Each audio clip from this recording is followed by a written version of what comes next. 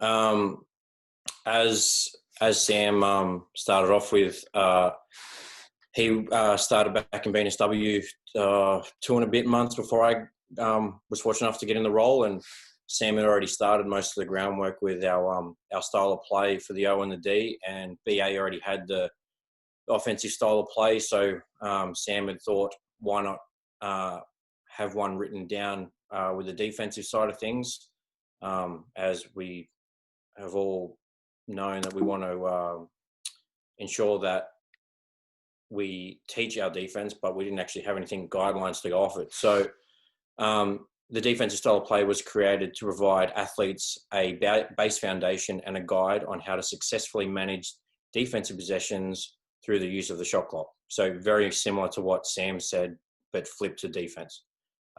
Essentially, some of these things will be similar, but obviously flipped to defense. And as Sam mentioned earlier, most of our camps and our trials are all two-way teaching based on both of the things that Sam's presented tonight, and then what I will touch on tonight too, to be useful with our time, but also to ensure we're teaching athletes to not just focus on one area of the game at one time. You play one possession for 24 seconds and then you're on the opposite end of the floor. So the importance of being able to adapt through both is important. Again, as Sam mentioned, we want to align ourselves with BA. So we want our clubs in the state to be playing our defensive style of play so that they can transition into our high performance programs, so they can represent our state at the national as well. And then so obviously we can create Australian junior and Olympic players.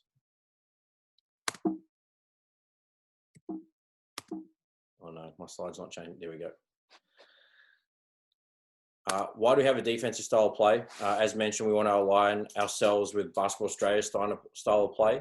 And as we have seen in recent years at the Olympics and World Cup, since Andre and Brendan have taken over, and now Sandy, the way that we compete or give ourselves a chance is by playing up the floor. So that is a big key to basketball Australian national team success. We as a state, and as all other states do, we aim to develop as many Australian junior athletes as we can, junior and senior. That may come later. Nick Kay is probably a prime example of that. It's also, as I've mentioned, it's our foundation for our national teams to compete internationally at major tournaments. And it's also a good way to establish consistency of teaching concepts through the pathway in the program. So if you're a development officer at a club or a DOC, or you were a head coach of a rep program, you could implement a style of play so that athletes from 12s, 14s, 16s and 18s have a very easy transition through those age groups, regardless of who their coaches are. And as Sam said, it's a style of play, not a system of play. Each coach will have different philosophies and elements, but if you have a strong foundation and a strong base, the transition for those athletes to play under any head coach or in any program will become much easier. And it's also preparing our coaches and the athletes for different styles internationally and different challenges that we may face, whether we go in at state tournaments, if you're fortunate enough to coach a state team, if you're fortunate enough to possibly even go on a tour overseas and play against European or American teams. Another big reason is due to our large state, the efficiency in resource poor and geographically challenged environment. I definitely don't see the country athletes anywhere near as much as I'd like to. Sam would be the same with the Metro kids. So associations get to see their athletes more than either of us. So if we're all teaching the same base, then our athletes are going to be better prepared. So when they do come to high performance trials or are in state teams, the base is not being retaught. It's now being added on to what their skill level and attributes allow them. Some characteristics of our style of play that we need in athletes. Communication. Now that just doesn't mean the loud, boisterous leader on the court or person that's always yelling out ball or help. There is more to than just yelling out ball and help.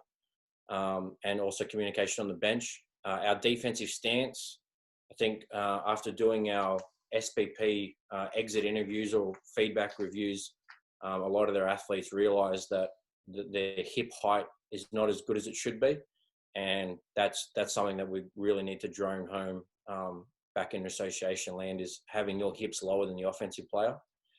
Hand pressure and hand positioning, so using the tools on their body. I'm big on two-hand closeouts, and I'll touch on that when we go through to it.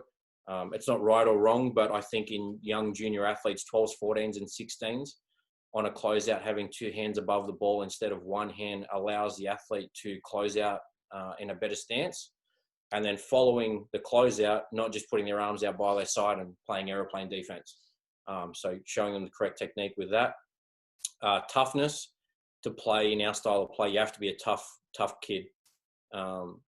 Whether it's in the post, whether it's in the full court, whether it's in the wing, you've got to be tough, because you have to be fit and healthy and willing to make body contact to compete and execute well. Fitness, it's gone back. Fitness, huge part of it.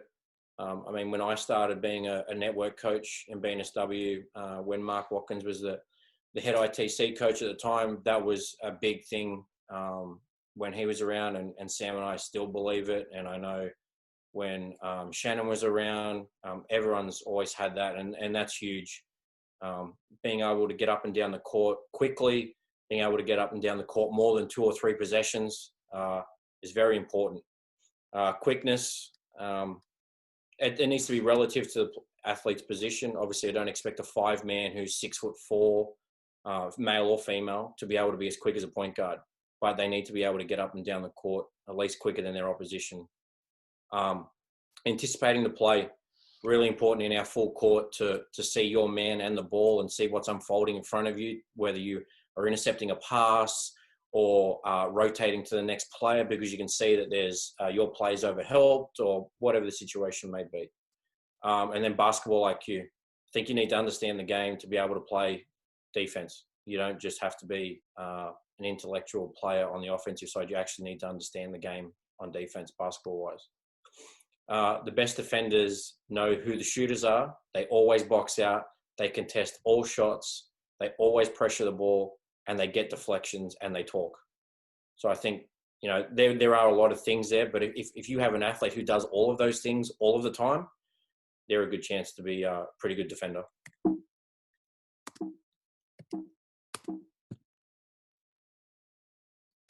What is the BNSW style play? As Sam said, we cut the shot clock into thirds. The first 8 seconds are disruption, so we'll unpack it as we go through. But first 8 seconds is the full court defense, and that starts with tagging up. For those who don't know what tagging up is, that is a offensive rebound, not technique, I'd say scheme, that was introduced probably in the last 3 to 4 years at the Centre of Excellence, and with some of the Australian junior teams. For those who are a bit more old school, when I played and grew up, it was always 3 to the glass, 2 safety, or 4 to the glass, 1 safety. This is all 5 athletes rebounding and making contact with their player inside the 3-point line. So no one's literally covering break. And I can touch on that a little bit more as we go down. And then the full court defense is set up from the tagging up. We don't necessarily get steals in the first 8 seconds, but we want to make sure the opposition walks the ball up the floor. So then, they're crossing halfway and they're down to about 16, 15 seconds. So the next part for their offense is they're either getting through their sets or their motion. So we want to make sure that we just contain the basketball. We're not fouling. We're not bailing them out to reset the shot clock. We're not reaching. We're not gambling. We're not doing anything that's unnecessary. Just contain the basketball, be between your man and the ball and the rim, and then talking on the help. And then desperation is last 8 seconds. Most teams are trying to get downhill with either a pick and roll or attack the rim. So being very desperate in don't get beat off that dribble, because now they're going a little bit harder. They have a little bit more, reason to score and attack. So just ensuring that we're staying in front. Loose balls, we're diving on them. We're boxing out. We're challenging everything we can. We're hustling on anything possible to make sure that they don't get this last gasp shot, making our 24 seconds of defense worthless. So just unpacking the first 8 seconds. So as I mentioned, tagging up. Again, for those coaches who have not heard of the reference or the terminology before, I probably should have put together a picture for you here. But what it is just picture 5 athletes inside the 3-point line, shots gone up. Instead of the 2 and the 3 running back on transition, all 5 players get to the high shoulder of their athlete and then make contact. So now they're all 5 of your team has made contact with the opposition to see if they can get a second chance at a rebound. Worst case scenario, the opposition gets the rebound. Your team is now in a good chance to slow the ball down. So we talk about smothering the outlet pass. So if their 5-man gets a catch on the rebound and your 5-man's guarding them, they can add some pressure to them. Now they don't just catch, turn, and outlet the ball.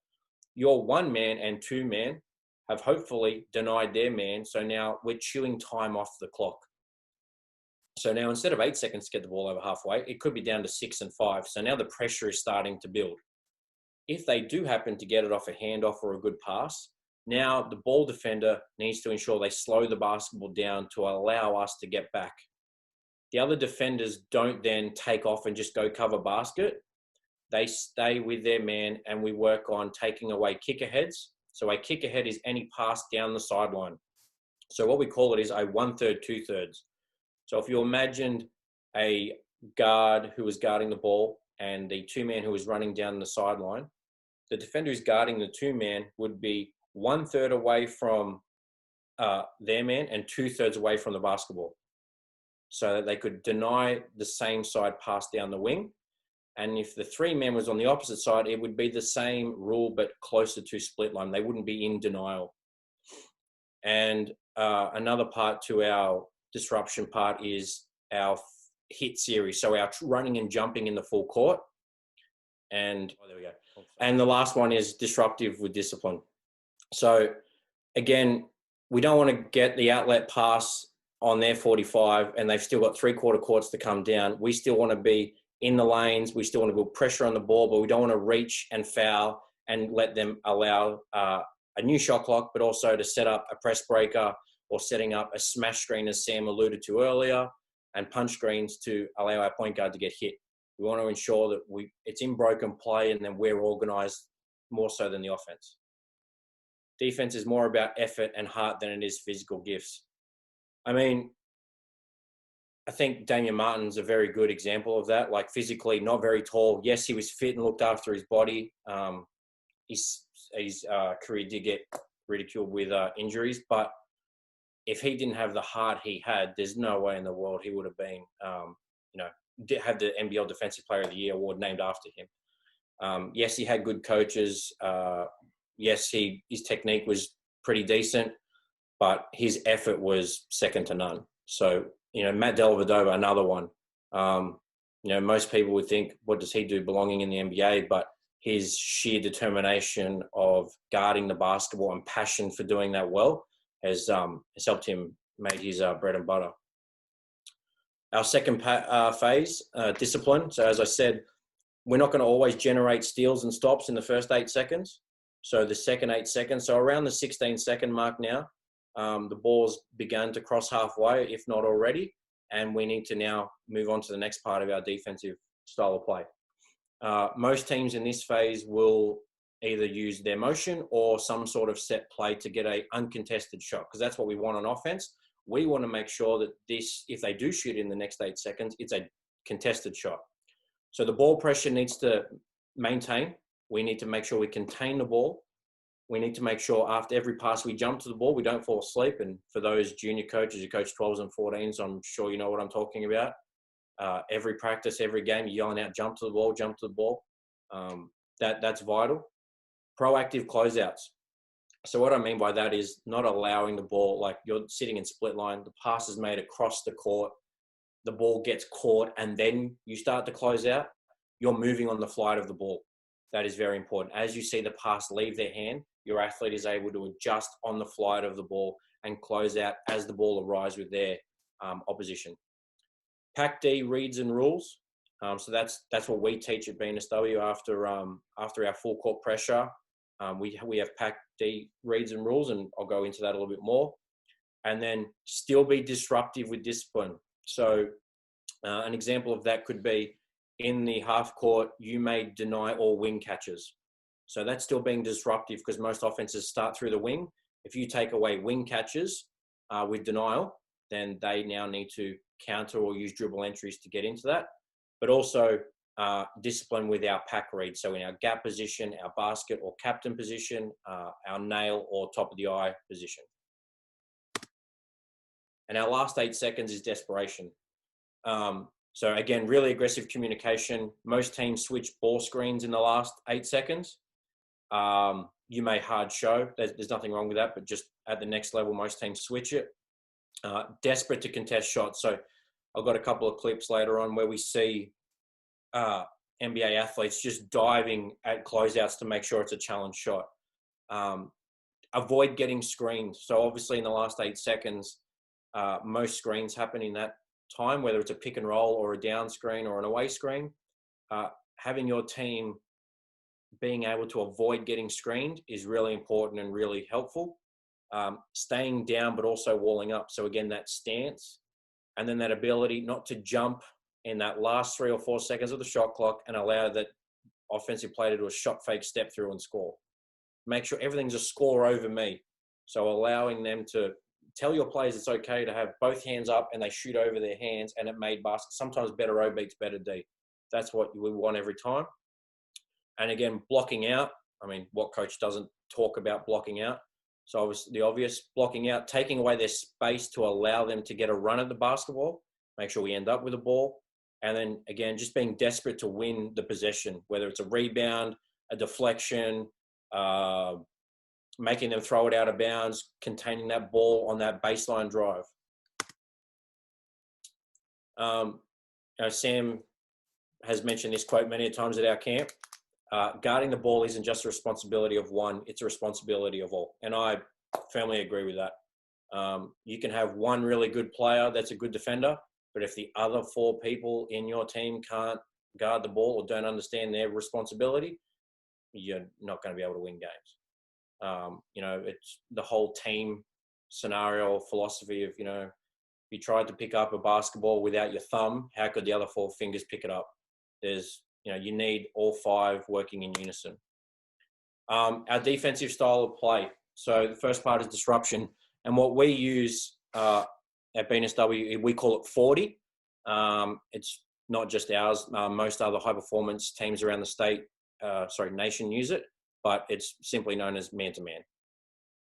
So 40 is our man-to-man, 30 is our 3/4 court man-to-man, and 20 is half-court man-to-man. So that's all those numbers mean. And happy to, again, when Jared sent it out, we can send out this in a playbook as well. So our 4-man is called the plugger. So most of this terminology you would have heard before, but our X4 is called the plugger. Their responsibility on a made basket or a out of bounds play is to smother the basketball and force it to a sideline. So here we want them to push it to the left sideline. We don't want them to allow the offensive player to sweep and throw it under the basket to get down the other side. And if they were passing it in from the sideline, we'd be trying to push it towards the baseline. So their role is to smother the ball, slow it down. So if it's a made basket, trying to create pressure so they can't just get it in and get it to the one. As I said, keep it to one side. Sprint the line of the ball. So be ball side of split line. So as the ball gets kicked in, make sure they turn and sprint. Closest hip faces the ball and their other hip faces their man. And then communication. And ELE is early, loud, and every time.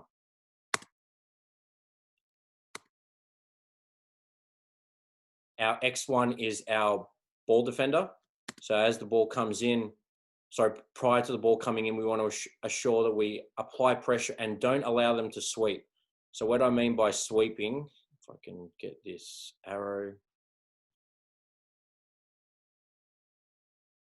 If you go down to the bottom, Curtis, with the PowerPoint, there's that little red marker that Sam used as well. But if you got it already, mate, then that's all. No, I'm going to do that because I don't trust this Zoom thing. So if I can get rid of it. Yep. Where's my power? The pointer. Is that what you use, Sammy? Yeah, here we go. Oh, it's gone. Come back.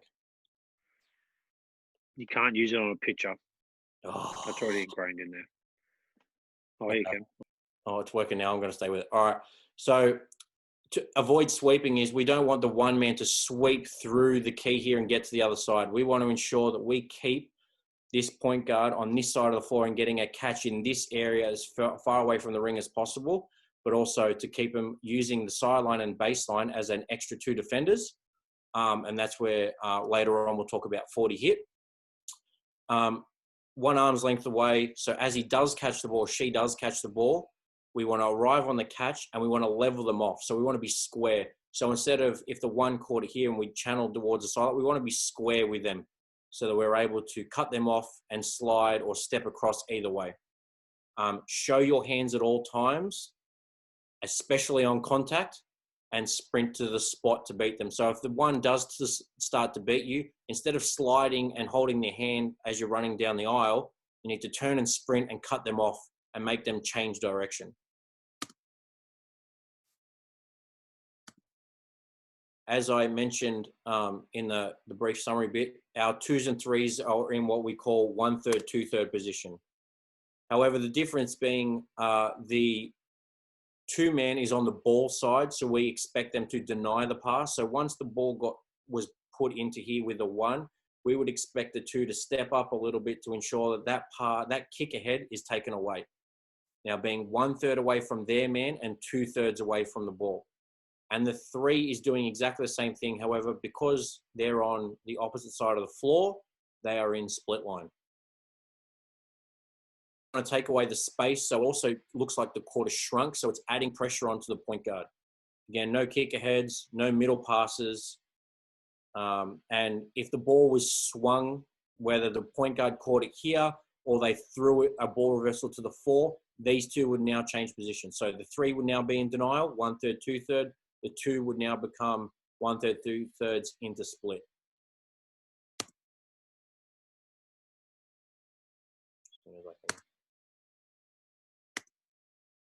So that's what I mean by 1/3, 2/3.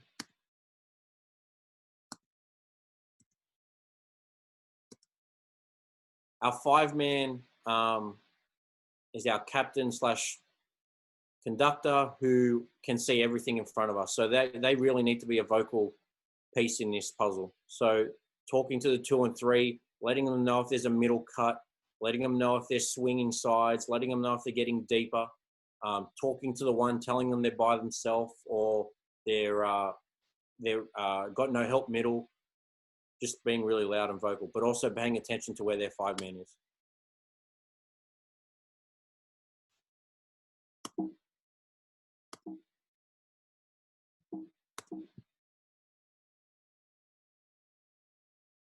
This is what it would now look like in the half court. So say the offensive team were able to get the ball over halfway. Our next goal now is to ensure that we contain the ball. So this is what the 16-second left on the clock, this is what we should look like. We're denying this first pass. Your team rule, though, may be we're just in gap position or our pack D, so they may be sitting a little bit more here. But our 4-man is in our help position because it's a neutral pass or a negative pass. There's no need to deny that. However, it may be a scout of yours. If you know that everything is run through the 4, you may tweak it for that game. There's nothing wrong with that. Our 3 is in the key, being able to help if our 1 and 4 do get beat, for whatever reason. They're there ready to help instead of hugging their man. Again, if this was a more senior team, say an under-18 state team, say Sam was at the Nationals, if this person here was a lights-out shooter, he may instruct his defender, his team to make sure they are a lot closer. So they might be standing here instead. Again, that depends on a scout of who you're playing against, but this is just our base and rule of thumb. And our 5, of course, being our rim protector, is staying at home, being able to challenge and change shots. If they did have to step up and challenge a shot, our 3-man would then rotate down and take the 5. Jared, does anyone have any questions on the disruption piece before we go on to the next part? No, mate, none have come through so far. I've got, I do have one question myself though. Yeah. As an experienced coach who's very good at getting the best out of junior athletes, what are some of your tips about getting and encouraging athletes to actually communicate? Sam, he must have been talking to you. He wasn't talking to me. Sorry, man. I was just messing with you. I think it just has to be, it really just has to be something that you hold them accountable for. So we talk about in shell drill, say in the half court, we demand closeouts. Well, we have to demand the communication piece. So I know with some of the teams I've coached at Penrith, there was a group that was quite quiet. They hadn't done well in the past, but we're all very sheepish kids. And unfortunately, each person is different with their personality and their characteristics, but you need to be able to get something out of everybody. So just demanding it in any drill, whether it's simple words of ball, gap, help, calling out your screen coverage, you just have to demand it at practice and punish them and hold them accountable for it. I mean, the group that I was referring to, they were very poor in their previous couple of years, and then it took a while, but we did end up getting them going at the right time of the season. So that defense was a huge part of that because we weren't very good offensively at all by any means. So just sticking with it, being persistent with it, holding them accountable, I think is probably the easiest way to get it done. Thank you, mate. You're good to continue. Can I add to that? Yeah, bro. I mean, this is something I've always wanted to experiment with. I have tried it with a few teams. Actually, because we always talk about how important it is communicating and they never do it. Let's be honest, athletes never do it. Try flipping that on them and saying no one is allowed to talk on defense, and actually have them understand the importance of talking. So and you make them set screens after screens after screens. So no one's allowed to call a screen. So it actually helps with, I think, their awareness of screens coming into their kind of peripheral vision, but also kind of if they get hit by a screen and it's like, oh, damn, now I know why I need to call a screen. So you're kind of tricking them perhaps into communicating further or moving on. So now into our discipline phase. As I showed in the previous picture, this is what it will look in the half court. I know I've excluded the 5-man in these two images here, simply because in our half court rules, their role is to not help. We don't have them rotating in on a guard. Their job is to stay with the 5. So these are the positions that we would have in our half court. So as we can see here in this first image, number 4 has got the ball and X4 would be guarding the ball. 3 would be in the gap position. 2 is what we call in the nail, and 1 is our captain. As the ball is passed, everyone moves closer to their player. So 3, 2, and 1 now all move closer to their player. So the rule of thumb is ball moves to my man, I move to my man. Ball moves away from my man, I move away from my man. So in this example, 4 would be moving away from their man as soon as that he or she passed the ball. And then again, the 3 would now be on ball. Our 2 and 4 would be in gap position. However, if I was at the under-16 nationals this year, we would have done deny the wing pass. So I would have asked our 4-man to, instead of running back to gap, turn and deny the wing catch to just be more disruptive. And again, as it mentioned earlier, be disruptive in the half court while you're being disciplined. But again, that's up to you as an individual coach. And then our 1-man would move to foot in the lane, so fill position, while the 3 has the ball. So 1 foot in, 1 foot out. As the ball got rotated, each athlete would move across. So as you can see here in the second image, the 3 had the ball now. So X3 is on the ball, 2's in the gap, 4's in the gap, 1 is fill.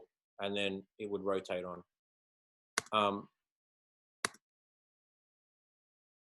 Some teaching points in the discipline phase. Again, jump to the ball. I saw a few coaches roll their eyes when I mentioned it because they all hear me and understand the pain of coaching young athletes with getting that habit.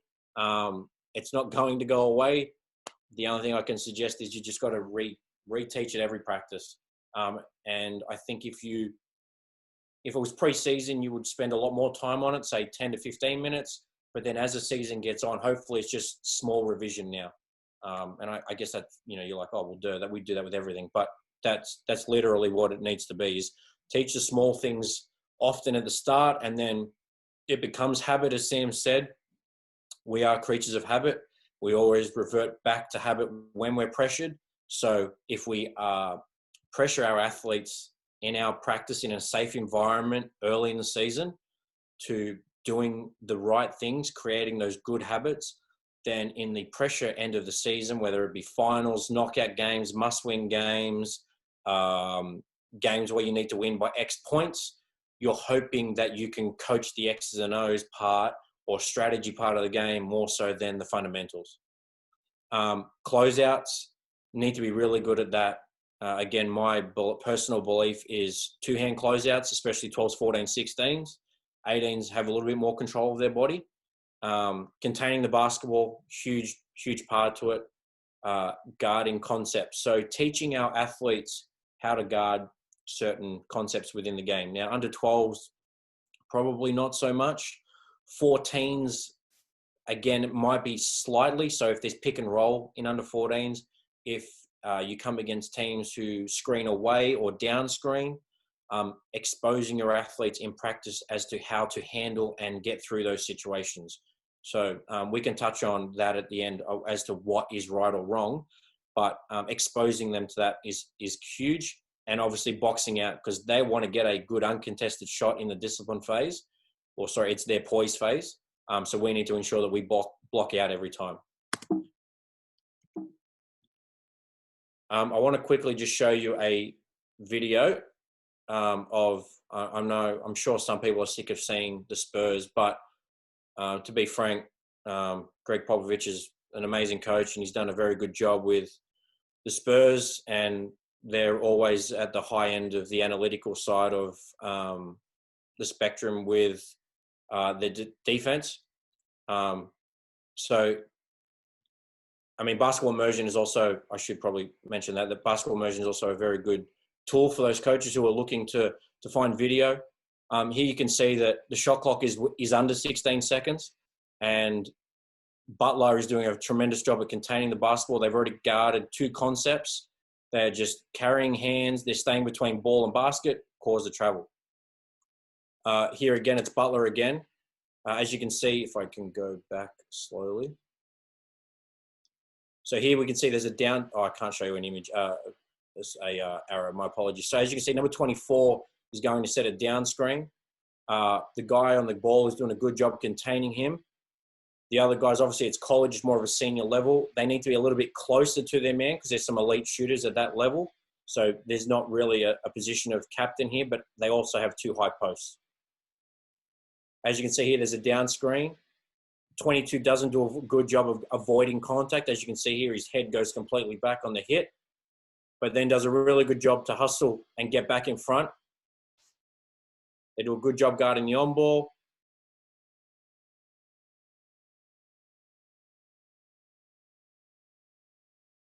Just good job containing. They're all allowing one-on-one play. I think that's another really big point too, especially in juniors. As soon as the ball gets thrown in the post, people freak out and think they need to double the basketball. And it's not just coaches necessarily, it's athletes. Athletes think, oh, the ball's in the post, I've got to go double it. If your post player has been taught how to guard the ball, then allow them to go one-on-one. Like, we need to instill the trust from the other guards. Like, don't come and overhelp. We don't like helping out of the corner. We don't like overhelping on the wing. So don't overhelp in the post, especially if it's not a mismatch and your defender in the post does a really good job. Allow them to go one-on-one and make it a contested shot. We won't watch all of these. I'll just show a couple. Again, doing a really good job pressuring on the inbound. Not so much on the ball right now. Probably an example of why he got hit in the pick. Two-hand closeout, hand pressure on the ball. Another two-hand closeout. Again, all of these are two-hand closeouts, doing a really good job showing hands. Post player staying in between ball and basket. Guarding some concepts. So some down screens. He's locking and trailing. So what that, for those that don't know, locking and trailing is when, all right, so number 3 is coming off this pick.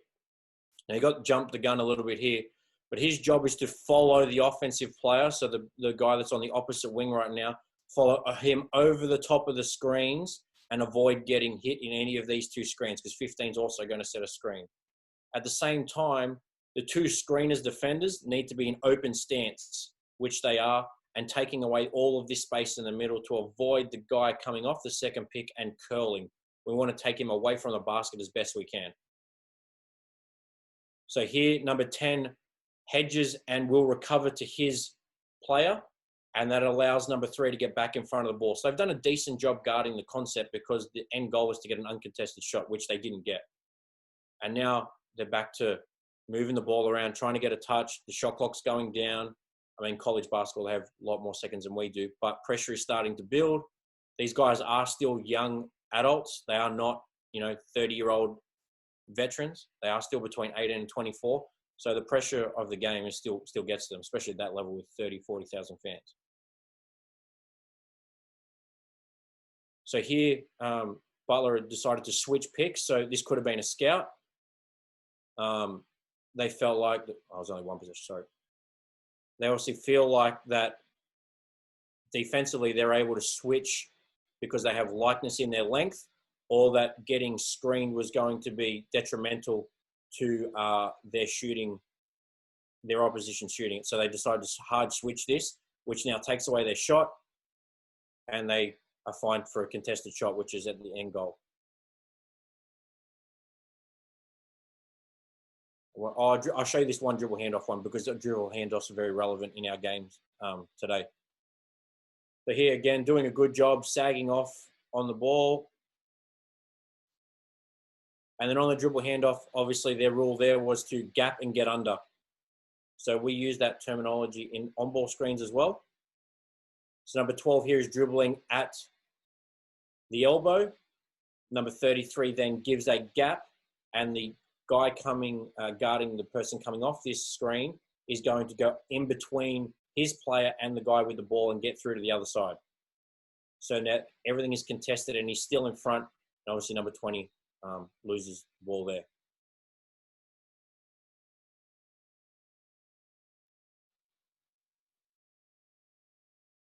Does anybody have any questions on the discipline phase, Jay? No, mate, you're right to continue. Okay, with the next piece, so desperation. Oh, where am I going here?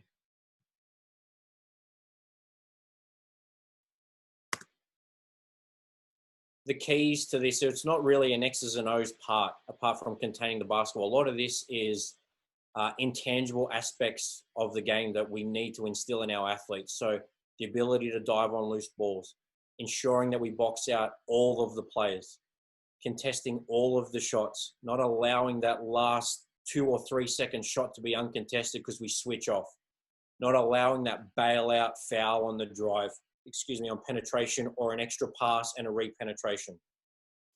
Being desperate to win the possession.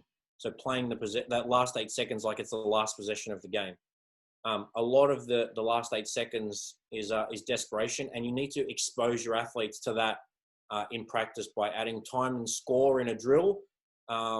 Even the old cutthroat drill, for those coaches who don't know what that is, you could, for example, not many of us have 12 in our squads, but we'll use that as an example. You would make 3 teams of 4. A team would get a rest, a team would be on offense, a team would be on defense. Your rules may be, so it's 4 and 4.5 court. Your rules may be defense, you can't get out until you get 3 consecutive stops in a row. So if the offense scores, then the team that was resting then becomes on offense. Offense has a rest. The defensive team literally stays in until they get 3 stops in a row. And it just works on containing the ball, valuing blocking out, valuing not fouling, valuing diving on the loose ball. You may even play with no out of bounds. So you may allow, if your stadium allows it in a safe environment, obviously, to have no out of bounds so that the ball goes out, they can chase it and dive on it. And then they throw it back to the coach, and then they got to go straight away. Prime example, New South Wales athlete is obviously Damien Martin, mentioned earlier. Sorry, I'll get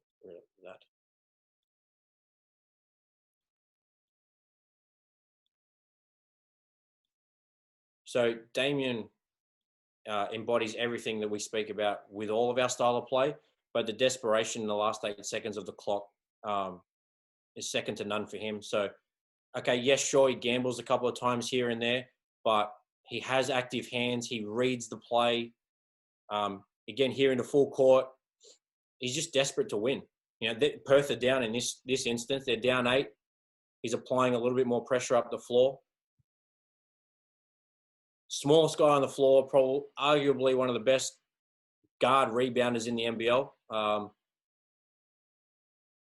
Just unbelievable with anything he does. So willing to get a hand in there. Again, coming up off taking 2 picks off bigger guys than him, creating second, third opportunities for his team. Just making smart plays. So that, you know, it's a bit hard to show X's and O's of desperation, but it's all of the intangible things. But again, it would be containing the basketball, showing hands, making sure our rotations, which again we would teach in the discipline phase, they are all well rehearsed at practice. In more of the team aspect, the Spurs and the Warriors. Is this not working?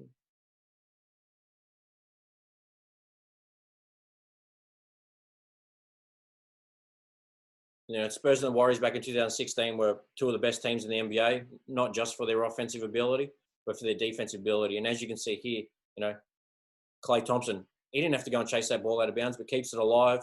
Kawhi obviously gets it back. Steph just desperate to get the ball. Good wall up and rotation there by Kawhi. Sean doubling down in the post. Just using their length and athleticism to be disruptive. Desperate to contest all these shots. Desperate to come up with the ball and the rebound. I probably wouldn't encourage my athlete to continue to reach like that in junior basketball, but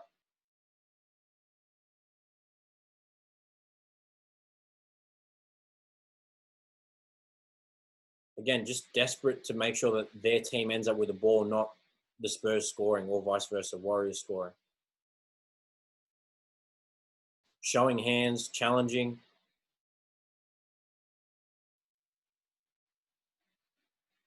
You know, and as Sam said, all 5 players need to play defense for this to work. So you can see the rotations, you can see the extra help, getting in the passing lanes.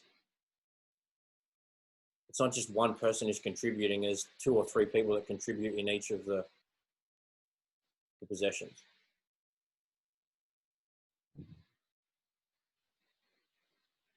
I'm sorry.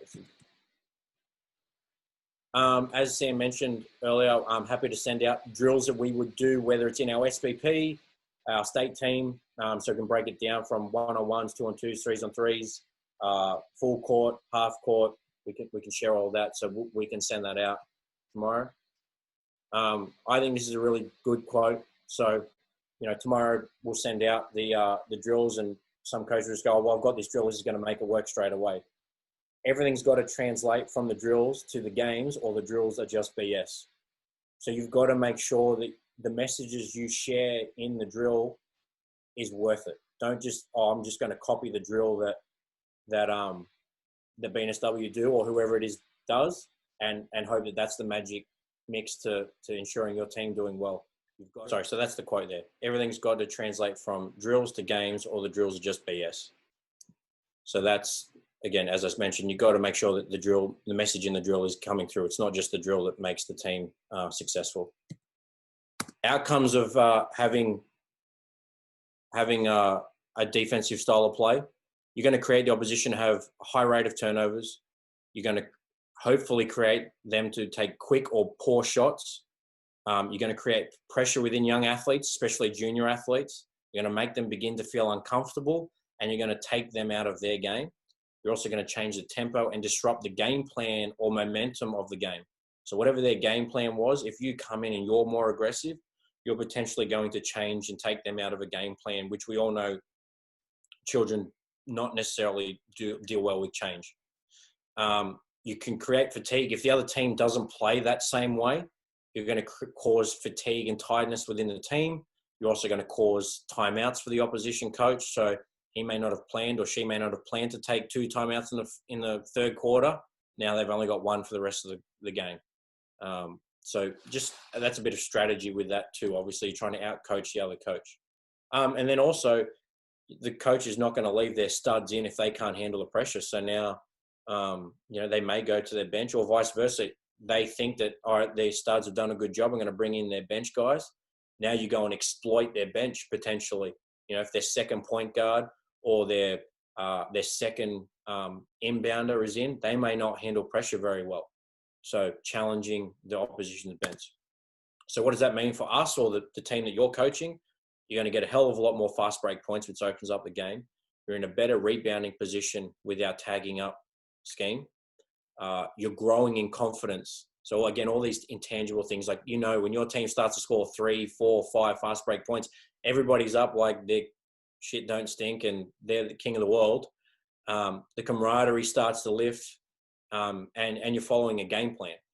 Energy lifts, and then potentially everyone can play, because everyone in your team should be able to play defense. Everyone in the team should be able to play up the floor and create pressure. They don't need to be super skilled to do this. They just need to be disciplined and well drilled from us as a coach. So now that allows athletes to play more. If I was coaching a team, I'm only going to touch on this quickly because I know that was very general. But if I was coaching a team, I would then obviously work on our man-to-man rules. So in the full court, are we going to run and jump? Are we adding pressure, or we just want to delay? Then if our 40 fell back into the half court, would I want to deny wings? Would I want to be in Pac D rules? Would I want to deny ball reversals? Am I pushing baseline? Am I pushing middle? Am I guarding square straight up? They're all things that we're not going to say you must do. That's just things that you need to work out in your philosophy if that works for you. Presses, I would at least have 2. Or at least have 2 types of presses, whether it's 3/4 court, full court, half court. Doesn't matter, but I think that's a good game changer. And again, a different way to be disruptive in the full court. Again, in the half court, to be disruptive and disciplined, you may have zones, maybe a 2-3 zone, a 3-2 zone, or a 1-3-1 zone. I would teach my athletes how to guard screening coverages. Guarding on-ball screens. So with our coverages, do I hard show? Do I switch? Gap and under. I would at least have 2 in there for a junior team. And same with away screens, whether it be a down screen, staggered screens. I would have 1 or 2 ways to defend that and prepare my athletes for that. So when I came across them, when our team came across that in a game, they would know how to adapt. It may be out of a timeout, but you would be able to go, hey, we're in pink, which means gap and under or lock and trail. Okay. At each practice, I would ensure I'm working on closeouts. I build up to D in the full court and the half court. So I wouldn't just do one-on-one in the full court. I would also do one-on-one from the wings or the tops or in the post. Same with 2-on-2, 3-on-3, 4-on-4, and slowly build up all of those team rules that you have in your philosophy. I would then practice, instead of doing our presses on 0 or our press breakers on 0, I do it out of free throw starts and have 3 trips up and back, which I'm sure most of us have done that before. So start over a free throw, let the team huddle and decide what type of press they're going to do, which you've already implemented. And now on the flip side, as Sam mentioned earlier, everything we try to do is 2-way teaching. So have the offense work on their press breaker while you work on their press. And if you can't get it done against your team can't get it done against each other, then there's no way they're going to be able to get it done against opposition. If you can get it done against the team who knows what you're doing or trying to achieve, you have a better chance of being successful on weekends or in your tournaments. A lot of advantage, disadvantage drills too. So transition, I know I'm not focusing on the offense, but our athletes are exposed to being at a disadvantage in transition. So how do I hedge and recover? How do I slow the ball down to get my team to come back? How do I handle 3-on-1, 3-on-2, 4-on-3? What are the rotations? And obviously blocking out. Again, so what I mentioned tonight, 40 was our full court man-to-man. So that can be 1 for you. 40 hit, all of our stuff, which we'll send through. The hit just means we run and jump it. It's literally the plugger goes and jumps the point guard in a position where we can trap it and use the sideline and possibly the baseline as an extra defender. Chase downs, I mean, for the country coaches who are on here tonight, it would be, Indians, I think is what it's called out for a long time. So when the 4-man or the plugger is guarding his player and the point guard starts to attack down the sideline, when they see that their head's down and bum up, they just turn and chase over the top and trap them on the sideline. Presses that I would probably use is a 2-2-1. That there is very similar to your full court man-to-man rules. So your dog and plug, 1/3, 2/3, and your basket. And then for a mix-up, a 1-2-2 press. So that could be half-court trap where you trap them on the halfway and sideline. It could be a 3/4 court thing where you're trying to chew away time. Again, it's up to you based on who you have. And you could stick short people at the front, tall people at the front, tall people in the second line so they can't throw over the top. You could really experiment with that. And again, in the half court, with our man-to-man, are we going to deny wings? Are we into pack D? Are we going to deny everything one pass away? What's best for our team? And introducing a zone, as I mentioned, a 2-3 zone or a 1-3-1 zone, and then tagging up. Now, I know for some coaches, tagging up may not be for you, but if it's because you're not sure of it, we're happy to send you resources on that. But if you're not teaching tagging up, then you at least need to have your safety rules in place. So whether you send 1 back or 2 back, and then 3 to the glass, your athletes need to understand the purpose of a rebounding scheme. And then guarding concepts. So how do I want to guard the post? Do I want to front it? Do I want to play behind, 3/4 front? How do I guard a cross screen? They try and go over the screen. Do I bump them and then get underneath it? Down screens. I could go gap and under, lock and trail, as we saw in the college video, switching. And then really important one and very prevalent in our game is side ball screens or middle ball screens. You could hard show, you could drops, which is gapping and going over the top. You could switch. There's more ways than those 3 there. So exposing your athletes to that is really important. And then lastly, the strength of a team is each individual member. The strength of each member is the team. So in essence, you can't do any of this without having everybody on board, and nobody's doing it by themselves. So having buy-in to whatever your philosophy is really important, and having a foundation for that to roll through for their junior career. I think it's really important as coaches that we set them up to continue to succeed, not win here and now in under 12s or 14s, and then next year they forget everything. It's really important to see that group goes on to be successful because of how you started them off in that age group. Jay, that's it for me. Awesome, mate. For someone who did a first-time Zoom webinar, you were a natural at it, mate. So that was superb. Thanks for that. Yeah, you can pay me later. Thanks for that. Considering it is 8:30 at night, I'll keep it to one question for each of you. Curtis, first up, if you were to start with a new team and then build up a defense, where would you start and where would you finish? Firstly, I think we should take multiple questions so I don't have to worry about putting the children to bed, because that can be for Renee. Okay. No, I'd definitely start with individual defense first. So I'd build it up.